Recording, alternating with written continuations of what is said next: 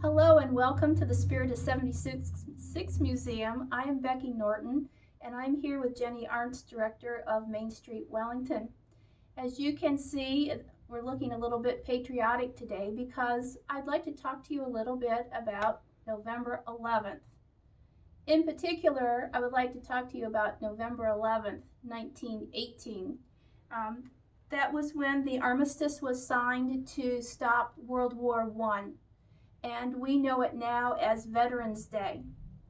The armistice was signed on the 11th month, the 11th day at the 11th hour. And traditionally, it was called Armistice Day because, of course, that's when the armistice and the stopping of the hostilities was. The veterans they didn't really choose it, but they started to honor people who had been in the military in whatever capacity on that day, and to remember World War I, which was supposed to be the war to end all wars, the greatest war of all time. Well, as we all know, later on we had World War II, we had the Korean conflict, we had Vietnam, we have had Desert Storm, we have been in Afghanistan, so we have had a lot of wars since World War I, and we also had wars before then. Finally, the veterans said, we think that all veterans should be honored, not just the veteran of World War I. And so in 1938, Armistice Day was officially adopted, but later on it became known as Veterans Day. And that was so that all service people, and of course now we have women who are in the service also. Some of you may know that there were women in the Revolutionary War, and there were women that also were in the Civil War. But they're official now, and they're getting paid and can enlist just like the men can. So now we have Veterans Day, and at one time in 1954, I believe it was, President Eisenhower thought that it should be on a different day. And so he signed a bill that Veterans Day would be in October on a Friday. And that was so that people could have a 3-day weekend and perhaps travel around. Now, as I was reading that, I thought, that doesn't seem very good to me. It seems to me that if you're honoring the veterans, you shouldn't tie it to increasing the economy. But as we all know, there are Veterans Day sales even to this day.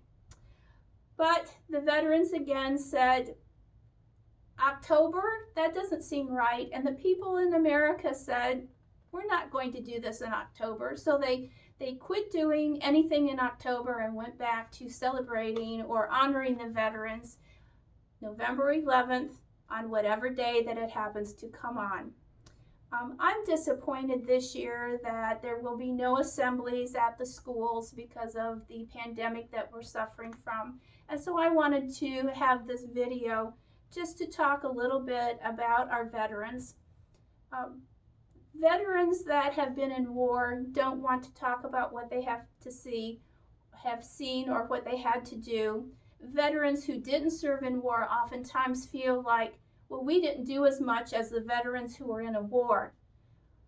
I personally think that any veteran, male or female, any veteran wartime or peacetime deserves a thanks from all of us for taking the time to serve us, to protect us, to train. If you're a peacetime soldier, you train and train and train and train. In the event that something might happen that you have to protect the country or the country's beliefs and values.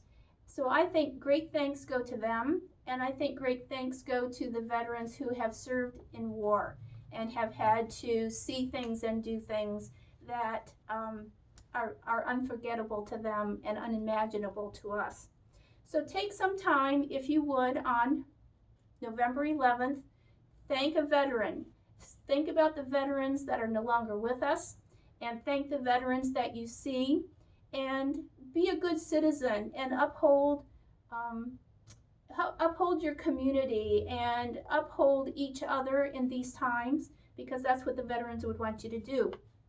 As you can see here at the museum, we have many different uniforms to represent the various military services. And we hope that when we get opened again, that you'll be able to come and see the rest of our display. We have things from the Civil War clear through the more modern wars. Veterans, we thank you very much, and I would like to thank my 96-year-old Uncle Gordon, who some of you have already met in a previous video, for his service, and to thank my brother David Green for his service. Thank you.